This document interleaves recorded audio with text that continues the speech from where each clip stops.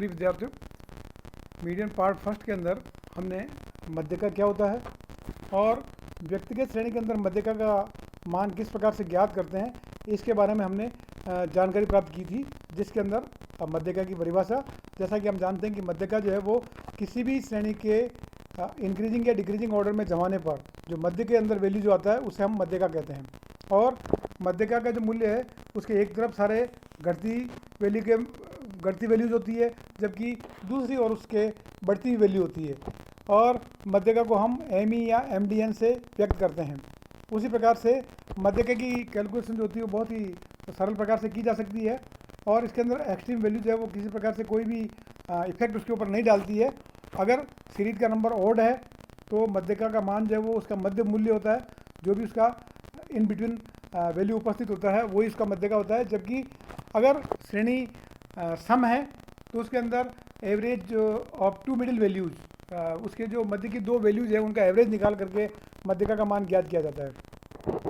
हम अगर व्यक्तिगत श्रेणी के अंदर मध्यका का मान ज्ञात करें तो उसके अंदर जो फॉर्मूला है वो m इक्वल टू n+1/2, जिसके अंदर n जो नंबर ऑफ आइटम्स होते हैं या डेटा होते हैं।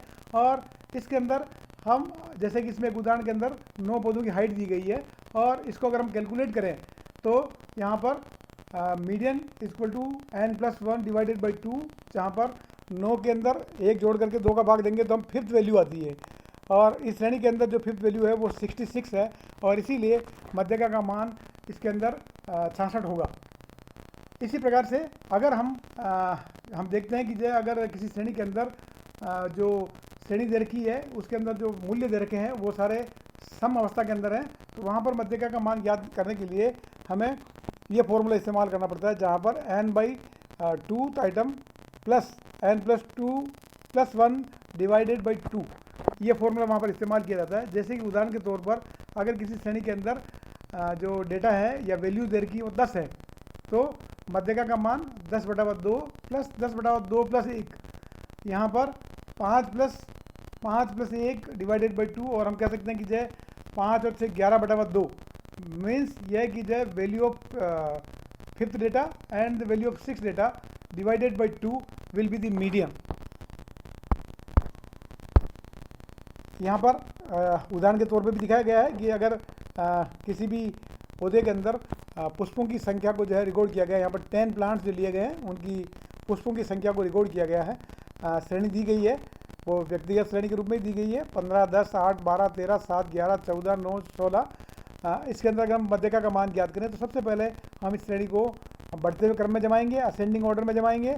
और असेंडिंग ऑर्डर पर जमाने पर जो श्रेणी आती है वो 7, 8, 9, 10, 11, 12, 13, 14, 15 और 16। जब हम इस श्रेणी को असेंडिंग ऑर्डर में जमाते हैं तो इसमें 10 मूल्य यहाँ पर इवन नंबर के रूप में दिखाई देता है। और इवन नंबर में जब भी कोई श्रेणी दी गई है उसमें मध्यका का मान ज्ञात करने के लिए हमें ये फॉर्मूला इस्तेमाल करना होगा, m equal to n+2 plus n+2+1 divided by 2। So यहाँ पर 10/2 और 10/2 plus 1 divided by 2, that is fifth and six value.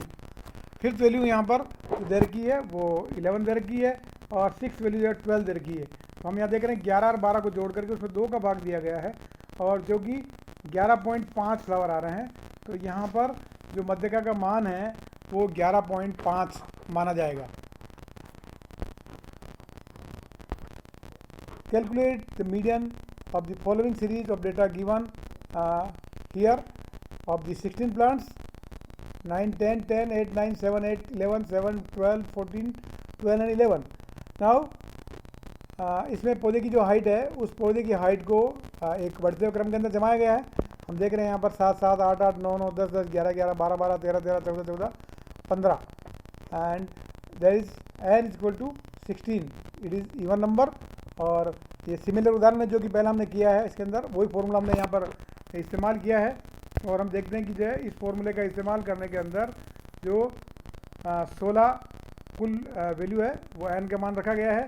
और जब हम इसका मान रखते हैं n का मान तो यहाँ पर हमें 8वां और 9वां आइटम उन दोनों की जोड़ में 2 का भाग कर दिया जाएगा तो वो मान मध्यका का आएगा।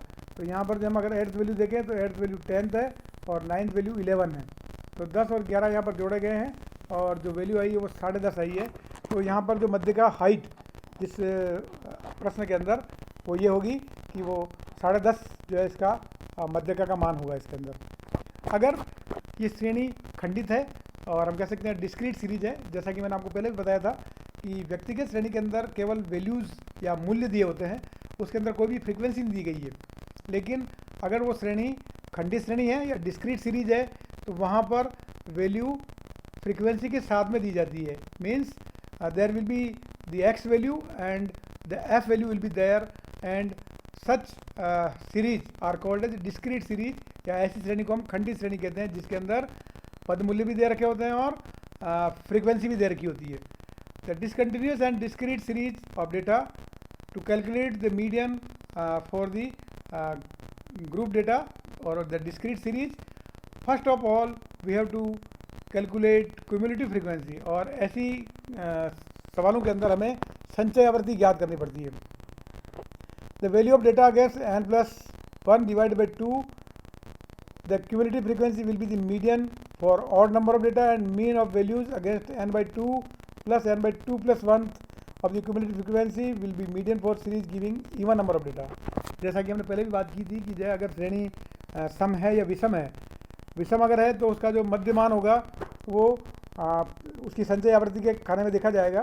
लेकिन अगर श्रेणी ऑड है और इवन है और वहाँ पर अगर सम संख्या है तो वहाँ पर भी जो है फॉर्मूला वो n+2 प्लस n+2 प्लस 1 का ही रखा जाएगा और उसी के द्वारा जो है उसकी मध्यका का मान ज्ञात किया जाएगा। यहाँ पर श्रेणी दी गई है जहाँ पर जो है 19 फ्लावर का प्लांट्स के ऊपर फ्लावर का संख्या दी गई है। हम देखते हैं यहाँ पर कि इसके अंदर प्लांट दे रखे हैं, ये 5 प्लांट दे रखे हैं और फ्रीक्वेंसी अगर हम देख रहे हैं यहाँ पर तो 3 4 6 3 और 3 दे रखी है। तो यहाँ पर ये वैल्यू हो गई, ये इसकी फ्रीक्वेंसी हो गई और तीसरा इसकी क्यूमुलेटिव फ्रीक्वेंसी हो गई। क्यूमुलेटिव फ्रीक्वेंसी हम स्टेप बाय स्टेप एक के साथ दूसरी जोड़ते जाते हैं। यहाँ पर 3 का 3 आ गया, 3 में 4 जोड़ो तो 7 हो गया, 7 में 6 जोड़े 13 हो गया और 13 में 3 जोड़े तो 16 हो गया और 16 के अंदर 3 जोड़े तो 19 हो गया। तो यहाँ पर जो 19 जो